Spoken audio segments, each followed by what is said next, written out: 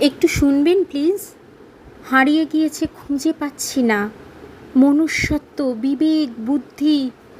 মানুষের অসহায়তার সুযোগ নিয়ে যেসব লোভী মানুষেরা মেয়েদের তার কর্মক্ষেত্রে, সমাজে, সংসারে অপমানিত করছে, ধর্ষিত করছে দিনের পর দিন, তাদের বিরুদ্ধে জমে থাকা ক্ষোভ আজ কবিতার আকারে পরিবেশন করছি।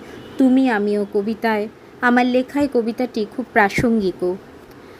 লিখেছিলেন শক্তি চট্টোপাধ্যায়। মানুষের পাশে দাঁড়াতে, অস্থির এই সমাজে আসেনি বিবেক হারাতে। কী চেয়েছিল অমলকান্তিরা? এক মুঠো রোদ্দুর। রয়েছে আজও প্রতীক্ষায় সততা অনেক দূর। আসে নির্ভয়া, তিলোত্তমা, বরুণ বিশ্বাস। শোনা যায় শুধুই তাদের দীর্ঘশ্বাস। জাগতিক এই জগৎ থেকে হারিয়ে গিয়েছে তারা, তবু তাদের উপস্থিতি সমাজে দিয়েছে সাড়া। নীরবতার গুমোট ভেঙে অস্থির এই মন শুধু নাড়া দিয়ে যায় আর কতক্ষণ। সারি সাংসারিক কাজকর্ম যাই কর্মস্থলে, মনে একটাই প্রশ্ন, সমাজে শুধু ক্ষমতাই চলে? বিসমিল্লা খানের সানাই যেন করুণ সুরে বাজছে।